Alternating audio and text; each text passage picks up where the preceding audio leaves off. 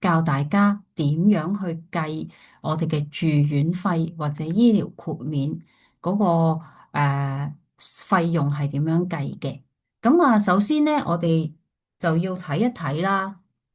你先去到呢個醫管局版面，咁其實呢，醫管局版面呢，就係 HAORG.HK 啦。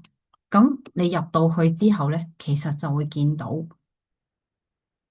呢個版面。咁大約第二粒掣度啦，就係醫療費用嘅計算程式。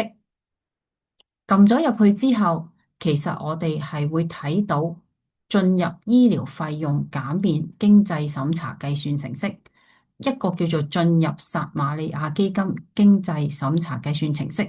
咁撒瑪利亞基金嗰個其實係講緊呢，係醫生去同你去計，經醫生或者專業醫療人員轉介嘅時候。